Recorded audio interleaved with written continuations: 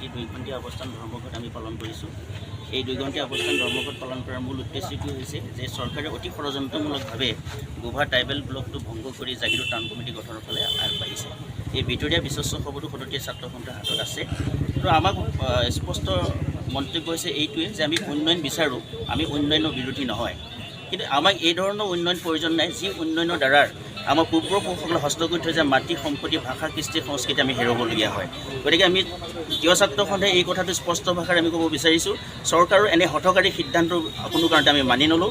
যিকোনো বিনিময়ত এই সংগ্ৰাম উত্তৰণ ঘটিব আৰু যিকোনো পৰ্যায়লৈকে এই সংগ্ৰাম গঢ়ি তুলিবৰ কাৰণে থিয় ছাত্ৰ সন্থা দৃঢ় সংকল্পবদ্ধ।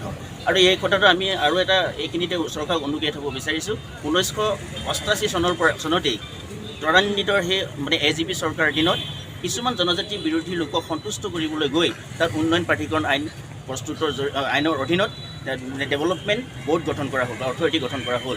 আৰু এই ডেভেলপমেণ্ট অথৰিটিৰ জৰিয়তে ইতিমধ্যে দীঘলীয়া এটা সময় ধৰি জনজাতি ৰাইজৰ ওপৰত বিভিন্ন প্ৰকাৰে লুণ্ঠন চলাই আহিছে।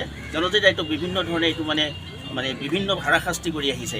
এতিয়া আমাৰ কথাটো হৈছে সদতীয়া ছাত্ৰ সন্থাৰ কথাটো হৈছে এইটোহে যে একেখিনি সময়তে জাগিৰোড পঞ্চায়ত ৰাজ ব্যৱস্থা চলিছে, একেখিনি সময়তে দেওশাল পঞ্চায়ত ৰাজ ব্যৱস্থা চলিছে। তেনে এটা ব্যৱস্থা চলি থকাৰ পিছতো বা উপৰিও অতিৰিক্তভাৱে এই উন্নয়ন প্ৰাধিকৰণ আইন জাপি দি সামগ্ৰিকভাৱে এই পঞ্চায়তী ৰাজ যিটো শাসন ব্যৱস্থা এই শাসন ব্যৱস্থা এইটো চূড়ান্ত অৱমাননা কৰা হৈছে। গতিকে এই ধৰণৰ চৰকাৰী হঠকাৰী সিদ্ধান্তৰ বিৰুদ্ধে সদতীয়া ছাত্ৰ সন্থা সদায় সৰব হৈ থাকিব। যিটো দিনলৈকে ইয়াৰ সমাধানৰ সূত্ৰ হাসিল কৰিব নোৱাৰোঁ সেই দিনলৈকে আমাৰ আন্দোলন তীব্ৰতলৈকে আমি গঢ়ি তুলিবলৈ সংকল্পবদ্ধ গ্ৰহণ কৰিছোঁ। Long live!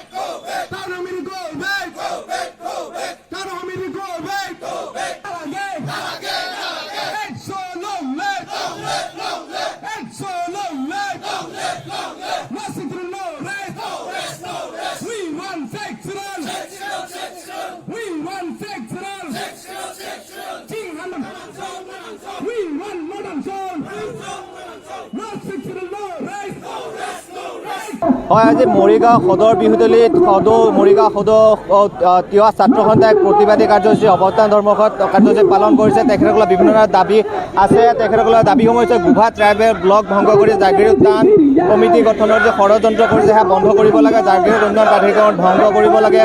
তিৱা সাহিত্য আৰু সামাজিক মৰ্যাদা প্ৰদান কৰি ভূমিস্বত্ব প্ৰদান কৰিব লাগে। এই ধৰণৰ আছে তিনিটা দাবী লৈ তেখেতসকলে আজি মৰিগাঁও বিহুতলীত সদৌ তিৱা ছাত্ৰ সন্থাৰ যিসকল সদস্যবৃন্দ প্ৰতিবাদ সাব্যস্ত কৰা হৈছে। বহুত বিভিন্ন কাৰণ তেখেতসকলে আচলতে চৰকাৰৰ বিৰুদ্ধে বিভিন্ন শ্লোগান তেখেতসকলে দিয়াত পৰিলক্ষিত হৈছে। পীযুষ হাজৰিকাৰ বিৰুদ্ধে প্ৰতিবাদ সাব্যস্ত কৰিছে আৰু তেওঁলোকৰ বিভিন্ন ধৰণৰ দাবী আচলতে জাগিৰোড টাউন কমিটি গঠন মানি লোৱা নহ'ব, টাউন কমিটি নালাগে, ট্ৰাইবেল ব্লক ঘূৰাই দিব লাগিব আদি বিভিন্ন ধৰণৰ শ্লোগান দি আচলতে তেখেতসকলে এক তীব্ৰ প্ৰতিবাদ সাব্যস্ত কৰিছে মৰিগাঁও সদৰ বিহুতলীত। আৰু তেখেতসকলৰ বহুদিনীয়া দাবী আছিল আচলতে। আৰু তাৰপিছতে আচলতে তিৱা ছাত্ৰ সন্থাকে ধৰি আচলতে যিবিলাক তিৱা সংগঠন তেখেতসকলে বিভিন্ন ধৰণৰ প্ৰতিবাদ অব্যাহত ৰখা পৰিলক্ষিত হৈছে। আৰু আজি মৰিগাঁও সদৰ বিহুতলীত এনেদৰে প্ৰতিবাদ সাব্যস্ত কৰা দেখা পোৱা গৈছে। আমাৰ লগত সদস্যসকলে জানিবলৈ চেষ্টা কৰিম তেখেতসকলে আছে এই দাবীৰ কি দাবী আচলতে তেখেতসকলে কি দাবী তেখেতসকলে হেৰি কৰিছে কি ক'ব আচলতে আপোনালোকৰ বহুদিনীয়া দাবী কিছুমান আছিলে আৰু সেইবিলাক চৰকাৰে হয় আমাৰতো এনে মৌলিক সমস্যাসমূহৰ ভিতৰত আছে। প্ৰথম কথাটো হৈছে এই যে 1886ৰ যিটো আমাৰ দশম অধ্যায় আছে ভূমি নীতিৰ সংশোধনৰ আধাৰত ট্ৰাইবেল বেল্ট ব্লক গঠন কৰা হৈছিল। ইয়াৰ অৰ্থটো আছিল যে জনজাতীয় ৰাইজৰ ভূমি সংৰক্ষণ কৰা এটা আইন। কিন্তু এই আইনটো ধূলিচাতকৈ বগা হাতীলৈ পৰিৱৰ্তন কৰিছে শাসকীয় গোষ্ঠী বিভিন্ন সময়ত অহা চৰকাৰৰ সেই নেতাসকলে। আৰু সেই একে আৰ্হিতে মৰিগাঁও স্থিতৰ 7-8টা ব্লকৰ ভিতৰত গোভাৰ ব্লকটো ভংগ কৰি অতি ষড়যন্ত্ৰমূলকভাৱে জাগিৰোড টাউন কমিটি গঠন কৰিব বিচৰা হৈছে।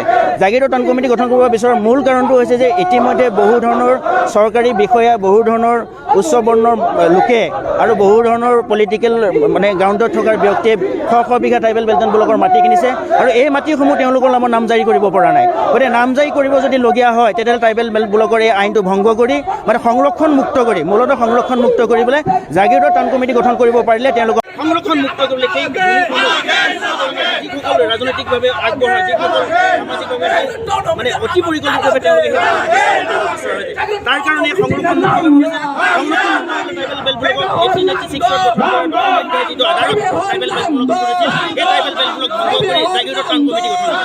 এই যিটো ষড়যন্ত্ৰ চৰকাৰৰ এই ষড়যন্ত্ৰৰ বিৰুদ্ধে আমি সৰব হৈছোঁ। এই ষড়যন্ত্ৰ যিদিনাখনলৈ স্তব্ধ নহ'ব, এই ষড়যন্ত্ৰ যিদিনাখনলৈ প্ৰত্যাহাৰ নকৰিব, সেইদিনালৈকে তিৱা ছাত্ৰখনে যিকোনো বিনিময়ৰ আন্দোলন ঘোষণা কৰিব, যিকোনো পৰ্যায়লৈকে আন্দোলন আমি সংকল্পবদ্ধ হৈছোঁ। আৰু এই ক্ষেত্ৰত আমি দেখিছোঁ যে আমাৰ সমষ্টি, আমাৰ মৰিগাঁও জিলাৰে এজন মন্ত্ৰী, আমি নাম নকলেও আপোনালোকে গম পায়, প্ৰভাৱশালী মন্ত্ৰী আৰু লগতে আমাৰ সমষ্টিত আছে বিধায়ক আৰু লগতে এখন আছে তিৱা সাহিত্য পৰিষদ আমাক পৰিচালনা কৰাৰ কাৰণে সকলো ধৰণৰ নিৰাপত্তা দিবৰ কাৰণে এটা ব্যৱস্থা আছে। কিন্তু এই ব্যৱস্থাটোৰ দায়িত্ব থকা সেই ব্যক্তিসকলক আজি এই দুৰ্নীতিৰ বিৰুদ্ধে তেওঁলোকে সৰব হোৱা নাই। তাৰ মূল কথাটো হৈছে যে ওপৰ মহলক সন্তুষ্ট কৰি পেলাই তেওঁলোকে কমিশ্যন ৰাজ চলাই পেলাই যিকোনো বিনিময়ত তেওঁলোকে কেৱল এটাৰ বিল্ডিঙৰ পিছত আনটো বিল্ডিং সাজিব লাগে, এখন গাড়ী পোৱাৰ পিছত সিখন বিলাসী গাড়ী কিনি এটা সুখৰ জীৱন যাপন কৰিব লাগে। তেওঁলোকৰ ব্যক্তিগত স্বাৰ্থৰ কাৰণে এই স্থানসমূহ অধিগ্ৰহণ কৰি আহিছে। গতিকে আমি সকীয়াই দিব বিচাৰিছোঁ যি জনগোষ্ঠীৰ নামত আপোনালোকে সেই স্থানসমূহ অধিগ্ৰহণ কৰি আজি জনতাৰ মাজত পৰিচয় লাভ কৰিছে, সেই পৰিচয় এদিন দুখৰ হ'ব। আৰু সেই পৰিচয় আমি সদায় অটুট ৰাখিবৰ কাৰণে আমি কোনো কাৰণে তিৱা ছাত্ৰখনে এইটো তেওঁলোকক সুবিধা আৰু সুযোগ প্ৰদান নকৰিম। গতিকে এই মহলৰ পৰাই তিৱা ছাত্ৰখনে এটা হুংকাৰ দিব বিচাৰিছোঁ, যিদিনালৈকে চৰকাৰৰ এই ষড়যন্ত্ৰ ৰচনা কৰাৰ এই যিটো ব্লু প্ৰিণ্ট, এই ব্লু প্ৰিণ্ট যেতিয়ালৈকে স্তব্ধ নকৰিব, বন্ধ নকৰিব, তেতিয়ালৈকে তিৱা ছাত্ৰ নিৰবিচ্ছিন্ন আমি আন্দোলন ঘোষণা কৰিছোঁ। এই আন্দোলন ঘোষণা হৈছে, এই আন্দোলন সেই পৰ্যায়লৈকে নিম যিটো পৰ্যায়লৈকে জীয়াই থকাৰ কাৰণে সেই শিক্ষক পৰ্যায়লৈকে যি আমি কৰাৰ প্ৰয়োজন আছে তালৈকে আমি উত্তৰণ ঘটাম। আপোনালোকৰ আৰু কিছু দাবী আছে আজি যে জাগিৰোড টাউন কমিটি তাৰ লগে লগে উন্নয়ন প্ৰাধিকৰণ ভংগ কৰিব লাগে, এনেধৰণৰ দাবী আছে। কিয় আপোনালোকে দাবী জাগিৰোড পঞ্চায়ত, দেওশাল পঞ্চায়ত আদি এই বৃহৎ অঞ্চলটো 3064 একৰ ভূমি এই উন্নয়ন প্ৰাধিকৰণৰ আইনত অধিগ্ৰহণ হৈ আছে। তাৰ পৰিৱৰ্তে জাগিৰোডত পঞ্চায়তী ৰাজ ব্যৱস্থা চলি আছে, তাৰ পৰিৱৰ্তে দেওশালত পঞ্চায়তী ৰাজ ব্যৱস্থা চলে। একেখিনি সময়তে আকৌ উন্নয়ন প্ৰাধিকৰণ আইনটো জাপি দি সেই বসবাস কৰা জনজাতিসকলৰ ওপৰত ভূমিপুত্ৰসকলৰ ওপৰত বিভিন্ন প্ৰকাৰে লুণ্ঠন কৰা হৈছে, বিভিন্ন প্ৰকাৰে অত্যাচাৰ কৰা হৈছে। আপোনালোকে যি দৃষ্টি নিক্ষেপ কৰিলে দেখিব, জাগিৰোড জনবিনাক্যটো চালেই গম পাব, তাত ভূমিহীন এটা অৱস্থালৈকে গৈ আছে আমাৰ জনজাতি ৰাইজ, তাত ভূমিহীন এটা অৱস্থালৈকে গৈ আছে আমাৰ খিলঞ্জীয়া ৰাইজ। আৰু এই ৰাইজৰ আজি তথ্য অৱস্থা আৰু একেখিনি সময়তে বৃহৎ আকাৰৰ বিল্ডিং হৈছে প্ৰবাসী যিসকল যিসকল অসমীয়া লোক, যিসকল বেলডান ব্লকত নাথাকে, যিসকল আমি বেদখলকাৰী বুলি ক'ব পাৰোঁ। গতিকে তেনেধৰণৰ এটা ষড়যন্ত্ৰ সম্পূৰ্ণভাৱে নিক্ষেপ কৰা যিটো পৰিকল্পনা, এই পৰিকল্পনাত চামিল হৈছে বৰ্তমানৰ ৰাজনৈতিক মহলত থকা প্ৰভাৱশালী মন্ত্ৰী বিধায়কসকল। গতিকে এই উদ্দেশ্য কেতিয়াও সফল হ'ব দিয়া নহ'ব। আৰু আমি বাৰে বাৰে কৈছোঁ আমি উন্নয়ন বিৰোধী